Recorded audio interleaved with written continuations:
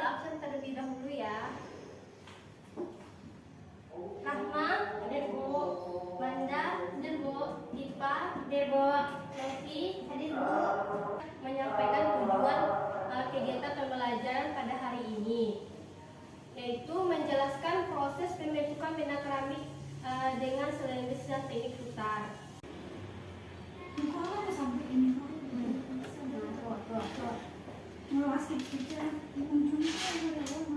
Menjelaskan pengertian tentang teknik putar centering. Teknik putar centering itu adalah pembentukan keramik yang digunakan kita pas pembuatan keramik.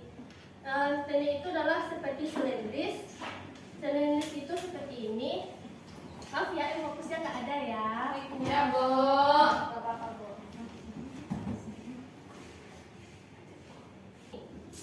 Apa yang kalau anak-anak bisa lihat? Nggak nampak, Bu. Kurang jelas, Bu. Kalau ini, Nah, gimana? Apa bisa dilihat? bisa, Bu. Ini adalah teknik putar centering. Teknik putar centering ini biasanya digunakan pas pembuatan keramik putar. Keramik putar ini adalah ketika kita membuat keramik, kita harus menaruh keramik di tengah pas putaran itu. Kalau kita pas membuat keramik itu, kalau tidak seimbang, nanti pas bikin naik ke atasnya tidak lancar, gitu. Kenapa tidak lancar, Bu? Karena kita tuh butuh proses, gitu. Baik, kita akan masuk tentang bahan dan peralatannya, gitu. Kalian tahu apa peralatannya? Belum, Bu. Baik, gua akan memperlihatkan contohnya. Seperti apa?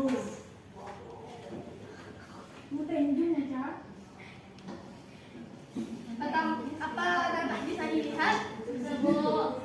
Bisa, Bu. Kalau ini adalah peralatan keramik. Peralatan keramik itu ada dua macam. Yang pertama, alat putar manual. Alat putar manual itu yang diputar dengan kayak sepeda. Yang kedua, alat putar listrik yang digunakan arus listrik itu. Nggak perlu kita pakai alat manual kayak gini. Capek nanti kakinya. Gitu. Yang kedua, alat dan bentukannya gitu, yang diperlukan pas bikin keramik. Yang pertama, alat buksir. Biasanya alat buksir ini dibikin ketika kita membuat keramik yang pas kita lagi cat harus dihaluskan gitu. Yang kedua, buksir kayu. Buksir kayu itu biasanya digunakan untuk mencokel atau menggoreskan pas ketika bekerja gitu. Yang kedua, rimbo tos. Biasanya digunakan ketika kita finishing keramik ketika udah kering gitu. Yang selanjutnya bahan selanjutnya kaliper.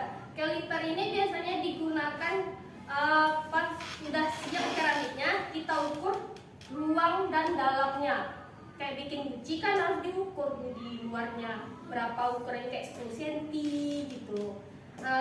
Terus setelah itu kawat itu untuk apa? Kalau kawat itu digunakan ketika karya itu sudah jadi, pas di teknik putaran itu baru kita taruh ke alas kayak triplek gitu. Yang selanjutnya puterin. Biasanya puterin ini adalah digunakan ketika kita menaikkan ke atas gitu. Yang kedua, spon untuk apa? Kalau spon ini biasanya untuk merapikan, menghaluskan gitu. Yang selanjutnya pisau. Pisaunya untuk apa? Pisaunya biasanya digunakan ketika kita mengkikis yang berguna dari tanah tersebut gitu. Kalau jarum biasanya digunakan mengukur tanah itu, apakah tanah itu sudah cukup ketinggiannya atau tidak gitu. Yang seperti ini, Bu, ada contohnya alat.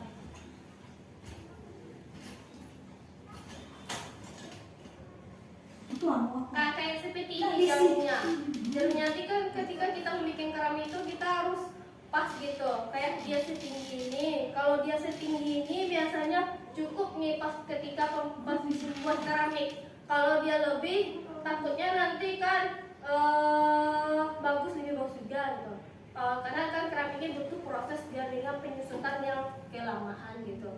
Gitu. Baik, itu saja yang Bu jelaskan tentang keramik. Kita masuk tentang proses pembuatan keramiknya lagi.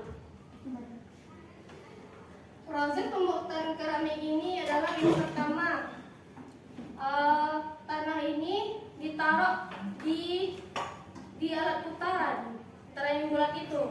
Seperti kita membuat ke tanah, segumpal tanah dibikin kayak bola, terus ditaruh di tengah alat putaran itu.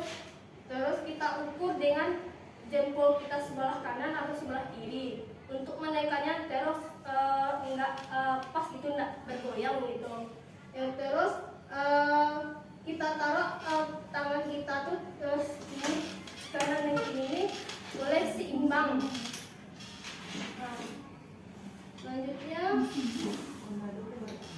pas sudah kita naikkan ke atas, kita tuh harus menaikkannya kembali. Boleh pas selentisnya. Kalau tidak pas selentisnya, pas kita bikin keramik itu dia akan goyang, tidak pas gitu. Nggak bisa kita naikkan ke atas gitu. Kita tuh harus butuh kesabaran juga bikinnya. Yang selanjutnya kita tuh harus melakukan setting up ini biasanya digunakan kita melubangkan keramik. Kayak kita bikin guci, kita lubang ke bawah dengan seukurannya yang bilang tadi pakai jarum. Selanjutnya kita yang jempol kita ini kita lebarkan ke dalam, baru kita taruh naik ke atas, barulah jadilah seperti tabung atau guci. Nah, itu dari pertanyaan dari yang Bu jelaskan tadi, apakah ada yang mengerti atau yang tidak mengerti, boleh kasih tahu sama Ibu. Apa perbedaan? Kan tadi Ibu bilang alat putar itu ada yang pakai gayung, ada yang pakai listrik. Iya. Nah, itu cara makainya itu kan udah beda tuh, Bu. Iya. Terus menurut Ibu mana yang lebih enak untuk dipakai dalam kita yang pemula dalam membuat keramik ini? Apakah yang gayung atau yang listrik? Kalau gayung, yang listrik, Bu. Kalau menurut Ibu lebih baiknya alat manual. Karena kan Ibu pernah pakai alat manual kan, itu lebih murah gitu rasanya gitu. Dia tuh bisa kita kan pas kita menggait itu kan kita menentukan cepat atau lambatnya. Kalau pakai listrik kan kadang tekan kencangnya, kadang tekan lambatnya gitu. Nanti karya kita nggak jadi di ujungnya gitu. Bagaimana menyinkronkan saat tangan ini bergerak dengan kaki yang bergerak ke bawah, menyinkronkan itu? Kalau cara menyinkronnya tuh kan tangan kita kan bahu kita kan di ini, kan ini alat putarnya. Kita tuh tangan tuh tidak boleh lepas yang sebelah kiri. Kalau kita bisa angle kita sebelah sini, kalau menahan keramik itu kita akan bisa gitu. Kalau angle kita sebelah kanan tuh kita tahan sebelah kanan, karena itu tergantung kita.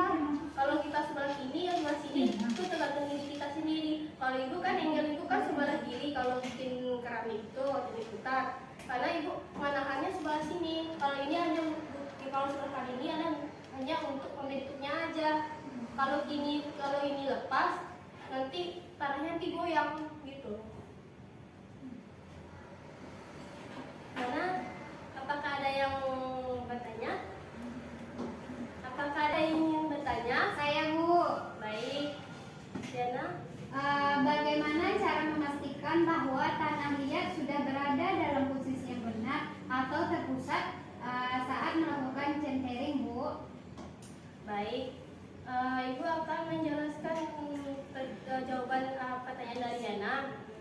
Biasanya kalau tanah itu biasanya tidak bergoyang gitu.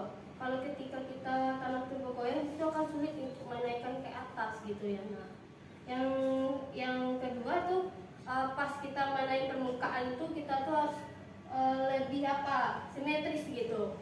Dan tidak boleh tidak simetris gitu. Yang selanjutnya tekanan terasa seimbang gitu. Kalau tekanan seimbang tuh kayak gini, kita tekan tanahku itu tuh boleh sampai lepas gitu. Kalau sampai lepas itu akan goyang gitu, nah nggak jadi gitu.